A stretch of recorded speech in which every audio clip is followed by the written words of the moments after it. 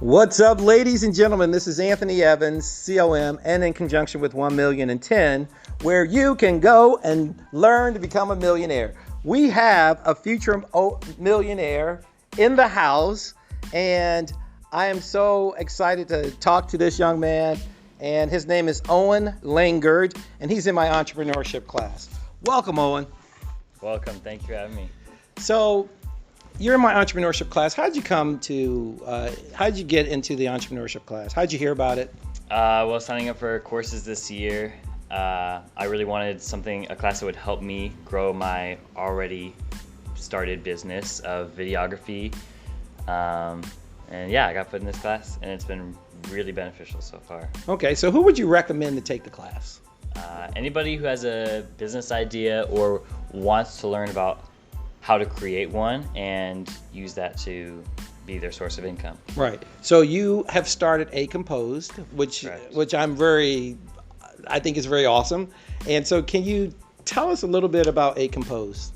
So A Composed is, overall it's a brand, and we focus on content creation like videography, photography, graphic design, but we're slowly branching out to artist management, show production, and right now we're actually talking to some smaller artists and beginning to manage them and using our already existing connections to create publicity for them and create an income off of signing them. Right. Okay. Awesome. So now videography, let's just pick that one. So you mentioned videography, artist management, and you also mentioned you're going to create like concerts. Yeah, we're going to produce some shows. Okay. So did you always want to be a videographer? I started out as being a DJ. When I was younger, I saw like the fame and the money and all the opportunities they had that seemed a little out of reach, and so I started pursuing that area. I always had really loved music, and as I began to DJ, I thought to myself, how can I grow this? Because me constantly reaching out and begging people to give me an opportunity to DJ, it didn't seem like that was a way that I would be able to make it or be successful, considering the amount of people in the world trying to do the same thing as me. Right. So I took to Google one day and just searched how to make connections in the music industry, and the first result that kept coming up was take pictures. Because if you take pictures or you take videos, the artists or their managers, they're going to want that content to help promote themselves. And as a content creator, you're in charge of how much money you're making. You get to set your value, whereas if you're an artist, if you're a DJ, you're committing to a record label or a set price that the club or the venue is going to pay you. And I wanted to be in control of how much money I was making. Awesome. That is amazing. So now, you transitioned from being a DJ into being a videographer. Yeah, you did a Google search. Everyone loves Google, right? Yep. So what are your goals like and objectives in the short-term future and the kind of long-term future? In the short term, well, we are planning our first show, so I want that to be a success and be able to use the initial profit from that show to book bigger artists and have bigger shows, and use that money and that presence that will be established from people knowing about it and word of mouth to then be able to sign more artists, get more content deals, and create enough money that I can hire my own employees so that I can hand off the work that I don't want to be doing to other people who know how to create content, and then I can then focus on which deals I want to take and in terms of videography. Exactly. Yeah. And kind of the trajectory of the business, and work on scaling it, and then things that aren't necessarily scalable, I would hand off to the employees. Right. So then I can basically be in charge of when I want to work, where I want to work, and how you want to work. And how I want to work. Yeah, exactly. That's awesome. So where's you're hosting your first concert? Where's that? Like, let's promote. Like, yes. So when is it happening? It's like, who's the artist? So how do we get tickets? Yes, of course. So we're shooting for a date in April, probably towards the end on a weekend. We're talking to the venue, which is Songbird. Songbird is like a music cafe. The max capacity is like 250. So we're talking to them about what dates would work. The artist that we're going to have he goes by the name of Mass, MVSS. He's from Baltimore. And we are also talking to a couple openers. And so everybody involved in this is taking a risk because there is no upfront money involved. And so we are very committed to promoting the show, and so that when the people come to the door and we get that end profit in ticket sales after paying off the artist, and splitting the profits with the venue, we're going to take that money back and promote it into another show. That's awesome. So you're going to reinvest your money. Exactly. Yeah. And we talked about return on investment. So you know what your return on investment is going to be on that particular event at Songbird? Well, since we're still working out ticket prices are going to be about $10. And if we're splitting that 50% with the venue, and we sell 200 tickets, then it's going to be $2,000. So we're going to get $1,000. We're giving the artist 20%. So we're going to get like $800. Yeah. And I'm going to actually run this concert with one other business partner. His name is Justice Dutra. He's also a content creator, and but it doesn't really matter how much money we're making, because any money that we make, we're putting right back into another show. That's awesome. That's so smart. So we talked about scaling a lot in class. So we talked about vertical scaling and horizontal scaling. And so you are in the process of, so what do we talk about in terms of my goals for you and being in part of this class, and before, because you're leaving Wilson High School. Yep. Like in 2 months. 2 months, yeah. I'm going to graduate. So what do we talk about in terms of scale? Like, what do we talk about that you could do, that you can create, where we can create passive income for you? Yeah, so something I really liked about this class, and something that was newly introduced to me in this class, is finding a source of money that's scalable. And for me, that would be teaching the skills that I already have on how to do videography, and creating a course around that, selling that course to students and people that want to learn.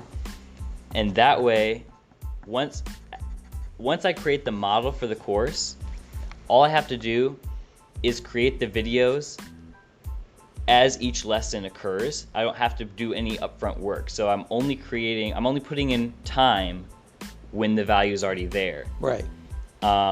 And once I've gone through that course and I have my students, I'm going to pick the best students out of that to become my employees as we grow A Composed. Right, because what A Composed does is that you guys go out and video these artists. Exactly. And then, so let's suppose if somebody's out in like Iowa, for example, and you don't want to go to Iowa, you want to take the Hawaii trip, you can take one of your best students that you've trained, and there's a lot of things that you're going to train them around, right? And then you can send them to Iowa and you can go to Hawaii. So exactly. Yeah, so like some of the things I know that you mentioned is like there's certain things that you need to do as a photographer, and a videographer. Like, can you share with the audience like maybe one or two of those things? Like maybe like selfies or something, like should you walk up and take a selfie with an artist? Yeah, so this will be included in my course. So this is a little bit of a preview. So there's unwritten rules in videography and photography, especially around celebrities and artists. And so there's a certain level of trust that goes into making a deal with these artists when they book you. So if you're gonna photograph or take videos of an artist, you can't be up in their face or fanboying or fangirling around them, asking for pictures, because you're there to work. And when you ask for a picture, what that communicates to them is, I'm putting you on a separate level from where I am. And so that's going to create a distance between you and your client that they're going to have to be worried now, okay, where is this picture going to go? Are they going to sell it to a tabloid? But if you're not creating that atmosphere of like, oh, I'm fanboying over you, they're going to have an extra level of trust and want to continue to work with you. And you can build that friendship where they might actually help you get more jobs and recommend you to their friends and other people in the industry. Right. And that's happened, right? Like exactly. You've been professional. You've gone there and you haven't been a fan guy, right? Yep. You just professional and you did your job and you've gotten multiple recommendations from rappers. Exactly. Right. All right, cool. So what's your website? What's A Compose website? So it's really easy. It's just acompose.com, ACOMPOSED.com. And on my website, I'll be launching the course. I have my entire portfolio of photos and videos from the past 2 years. All my contact information is on there, my Instagram feed, and you can also book me through my website as well. Oh, okay. Really? Yeah. Okay. Good. So you have your website. Now, I've showed your website to all of my classes. That's good. That's great. And Free Owen's like, I think you need to stop talking about me. I think the kids in the class aren't going to like me anymore. But the thing is that, I'm sure like everybody wants to, I think it's just motivating. And I really appreciate what you've created, right? And a part of the reason why I wanted you to create the course is because being a videographer is a job, right? Mm-hmm. You're an entrepreneur, and most entrepreneurs have a job. Like they're solopreneurs, and we're trying to get you out of that mindset of creating a job or working a job and having the freedom to send people out, like you mentioned earlier. And I just think, like you mentioned earlier in class, a job is getting paid for your time, and not for your value. That's right. And so as we create this course, which is scalable, that will be me being paid for my value, rather than just getting booked by the hour, right? Which I only have 24 of those in a day. That's right. So that already limits the amount of money that I'm able to make. Right. Awesome. That's so smart. So you're graduating here. 2 months. Mm-hmm. And so let's talk about college. So you're not going to college? Yeah. So for me, college it's an investment, and in this class we talk about return on investment, and for the price that college is at right now, the value does not equal that for me. Like, what are they going to teach me? I'm already making money off of a skill that I know how to do. And that's what college is for. They teach you how to make money, how to work, doing the skill that you've chosen to learn about.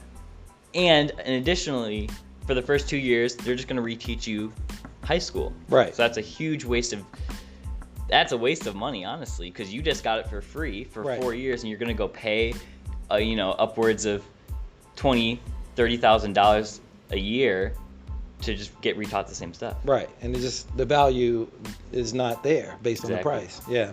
And so we're looking for you to create value in your course, and we talked a lot about that. And so you were out of school. You missed class for like 2 weeks. What's up with that, dude? Like, what's going on? So I was very fortunate.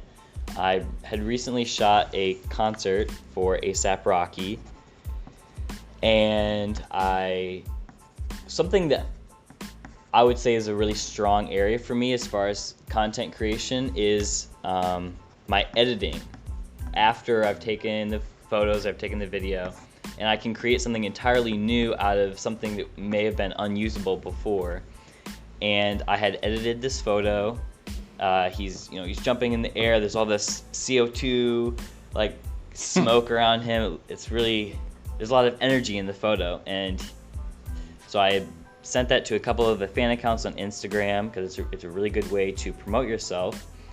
And A$AP Rocky's creative director actually followed one of those larger fan accounts. And they had tagged me, so he went to my Instagram, sent me a direct message and said, hey, would you be willing to send me this content? Because I think Rocky would really like it. So I sent it to him. The next morning, Rocky posted it on his Twitter. And, you know, he's a busy guy. There's a lot of things to think about. So even though he hadn't tagged me, a friend of mine saw the post and sent it to me. And so when I saw the post, right away I went onto Twitter and I commented, hey, this is something I made. So if you like this and you want to see more of it, you should follow my Instagram page. Smart. So some artists from New York by the name of G4 Boys. They are a rap duo, and one of their A&Rs saw... What's A&R? So A&R is basically their job is to represent the artist and promote them, reach out to people, and find people that could benefit the artist. Okay. And so does it stand for something? I personally, I don't know what A&R stands for, but I know that's their role. Okay. And so he saw me as someone that would bring value to the artist. Right. And reached out and said, hey, I think that I really like your photos. I think that you should reach out to our manager. Here's his contact information. So right away, in this business, acting immediately is money. The faster you can act, time is money. I mean, that's universal. So right. I acted right away. I called him and he said, I need you to be in New York at 10 a.m. tomorrow because we want to take you on tour with us. So wow. So I made sure all my equipment was together. Took a mega bus because it was the most frugal way to get there. It was only $25 for a ticket. Efficient, yeah. And I was on tour for 2 weeks. We did multiple clubs. They promoted themselves at radio stations. And at the end of that, they liked all the content that I delivered to them. So they said, hey, and the next weekend we're going to Miami for 3 days. Would you like to come with us? I said yes. So they took me to a festival that was happening that weekend called 3 Points. And that was another really good networking situation because at the festival there's all kinds of people. There's managers, artists, and people who are just involved in the music industry. So that again was a return on investment of my time to take a trip for 3 days. I'm getting all of these connections, which then turned into more gigs. That's amazing. And, yeah. That's absolutely amazing. And so one thing I know about you is that because you're not going to college, like making money is a must-have. Exactly. You must have. It's versus like a should have. Mm-hmm. And so can you talk about like your must-haves versus, because some people they're like, I should do that, but it's not a must. So like, where did you get this desire? Where did you get the passion from? You're committed, you're confident, you have courage, you have hustle. Like, what's up with that?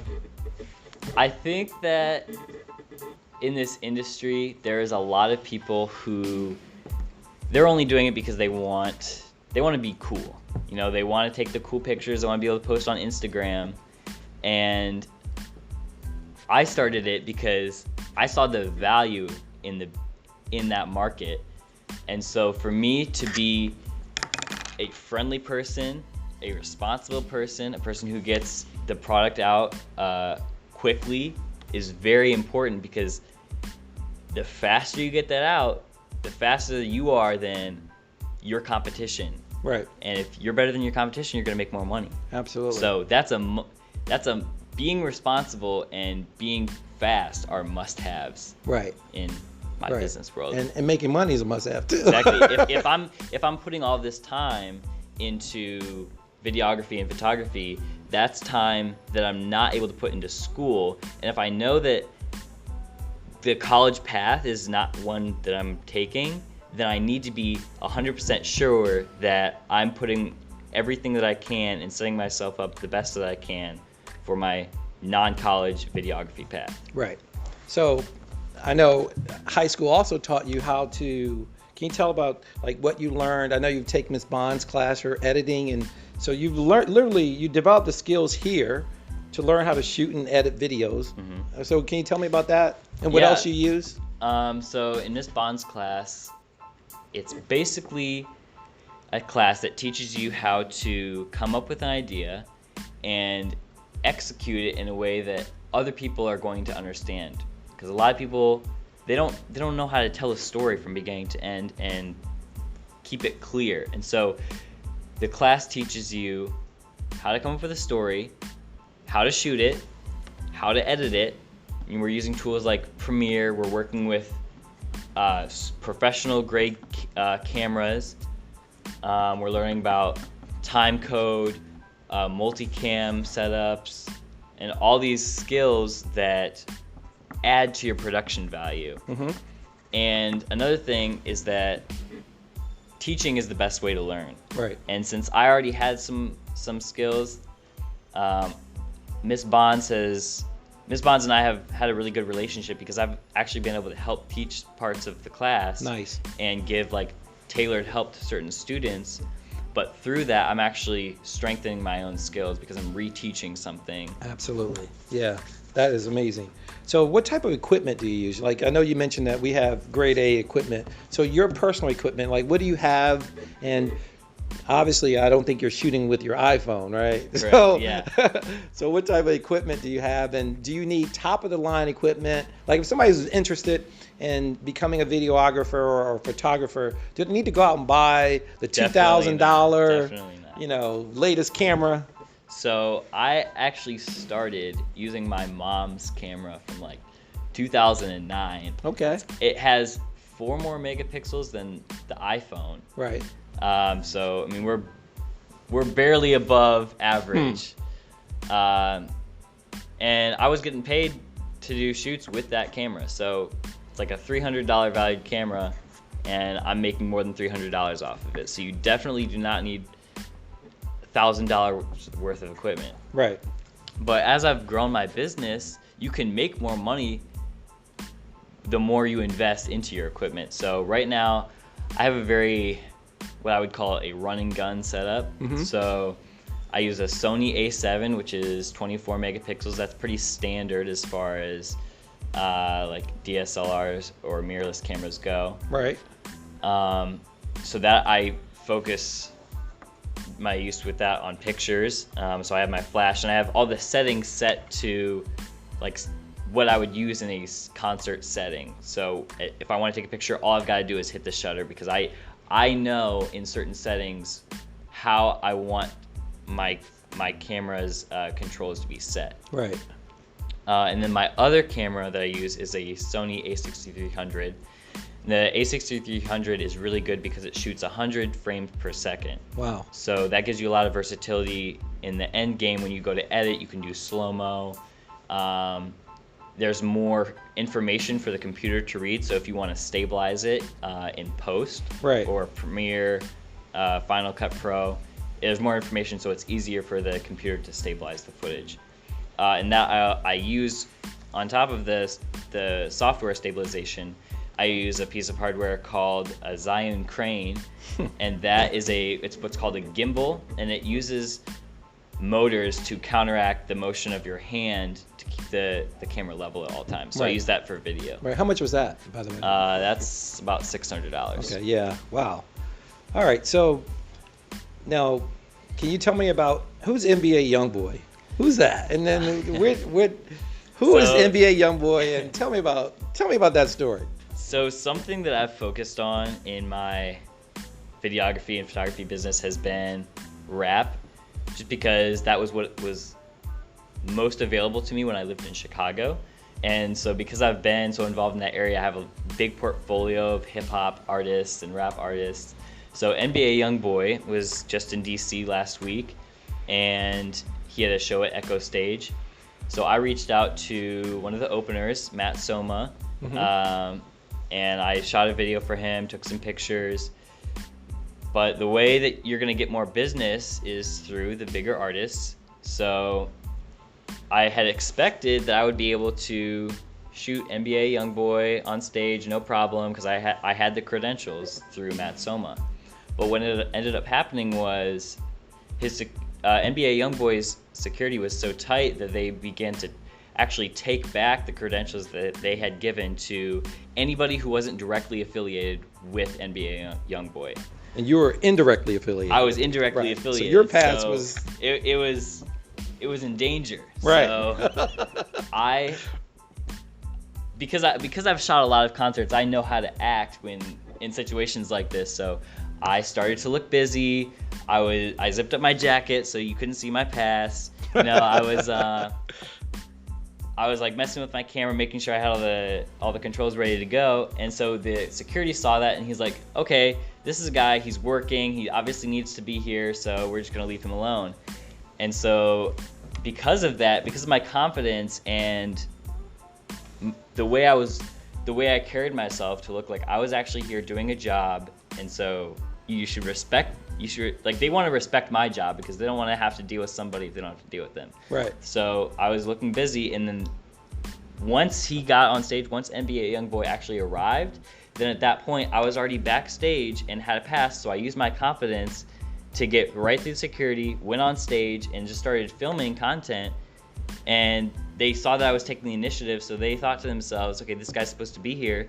And so I ended up, for free, getting very valuable content firsthand on stage with this huge artist. Wow.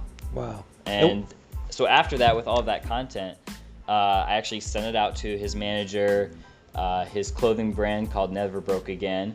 And the clothing brand ended up really liking it, and so they posted some of the pictures to their Instagram page. And I direct messaged them on Instagram, and I said, hey, thanks for reposting my photo. I'd love to do some more work with you. So they said, yeah, actually, we're going to release some new merchandise. Would you like to take pictures of that? And so I said, of course I said yes, because that's a deal, that's money. Right. So I booked a studio session this coming month, and they're going to send me a bunch of merchandise in the mail. I'm going to do basically a product photography shoot for them. Right. So the product's going to be on the table, or yeah, or are you going to have models, or you're going to have somebody? We're going to do both. We're going to do like up close shots on a white background, just like kind of a stock image look, and then we'll also be working with some models. Nice. Okay.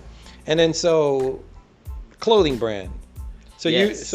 Are you like MB Never Broke Again's a clothing brand? Are you going to create your own clothing brand? Actually, like, is there anything that you're not going to do in the music industry? So yeah, that Never Broke Again, they have taken what was already a brand. The person NBA YoungBoy is a brand, and so they figured out we can actually monetize this by selling merchandise under this name. Right.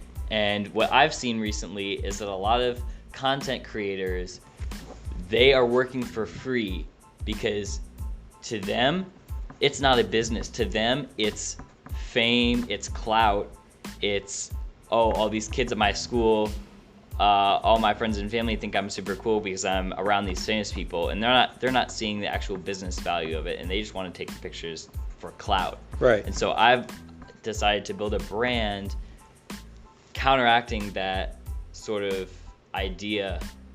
So we're going to be selling merchandise that communicates to people, I'm not doing this because I just want the clout. I'm doing this because I'm passionate about it. Right. And so we'll be able to market to not just content creators, but anybody who really does anything. That if they want to communicate that I'm not doing this just because I want to be famous or I want to be cool, right, and they're doing it because of their passion, people are going to want to communicate that, so they're going to want to buy our product. Nice.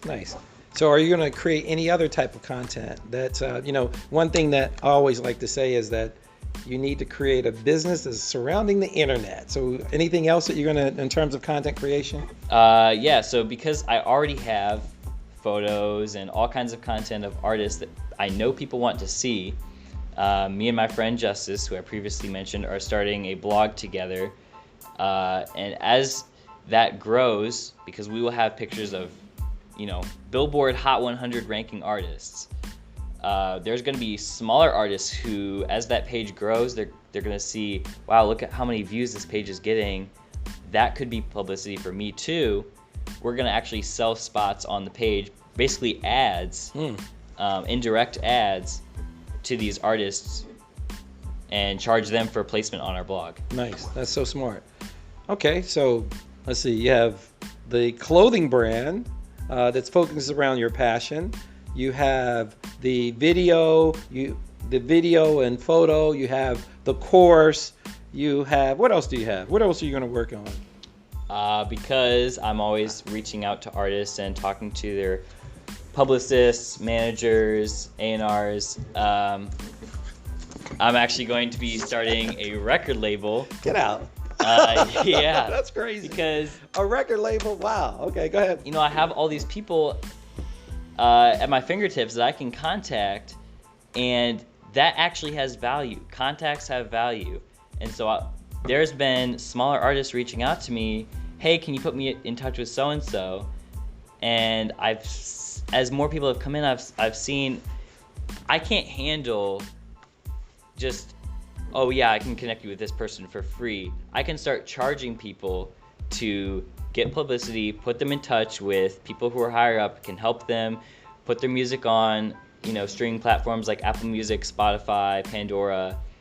And what I realized is that's what a record label does. So Right. We're going to be starting a record label and working with artists to get them exposure. Wow, that's amazing. So the reason why I wanted to interview you, and I appreciate, thank you for letting me for having me on the show. Yeah, it's awesome because like I see you as a young Warren Buffett. I'm not comparing you to Warren Buffett, and I'm really confident that you're going to be a millionaire. And like I feel like I can, like if I were a teacher back in the day and Warren Buffett was, you know, a student, and like interviewing, I really think that you're going to get there within 10 years, and I'm really proud, and I'm, you know, like I'm committed to help you get to 5K per month by June. That's my goal. Do you think you can get there? Yeah, we can do it. You know, if you put your mind to it, all you have to do is act on your dreams. So right, because passive income is really important. So now back to college. Did your parents go to college? Yes, both of my parents attended college, and both of them paid for it by themselves. Okay, you have any siblings or? I have 3 sisters. One's still in high school with me, but the other 2, one went to college on a full ride, and the other has gotten so many scholarships that college is very affordable for her. Right. So, full ride, was that an academic scholarship? Yes. Okay. It's very high testing scores. Wow. Okay, that's awesome. All right. So, Owen, do you have anything to say before? I think I'm looking over and seeing if there's anything else I want to ask you about. You're creating a record label, a clothing blog. You are shooting videos. You're editing videos. You're going to create a course.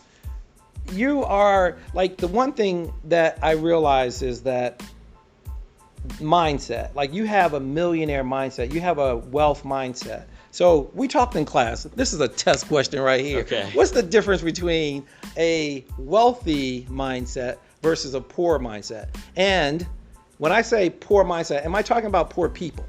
No. Poor mindset is you're only thinking in the short term, and you just want to get paid for your time. You want to do the job, be done, and get your money quick. A wealthy mindset is you're thinking long term, and you want money for the value that you're providing, not just your time, because value it's not limited by things like time. Right. Value, as many times as you can sell it, you're getting all that money. Right. So wealthy mindset is a long-term return on value. Right. No, that's awesome. That's awesome. I love it. And so, let's see, what else I want to ask you? Let's ask you some other test questions. So, mindset, we talked about that. Okay. I think you have anything else you want to share? I just want to say that anyone listening to the show, if you're a content creator, if you're a musician, if you just want help growing your business, I will be teaching this course, and in that course, it's not just going to focus on how to create videos, but how to promote yourself as a brand, how to make connections in the industry.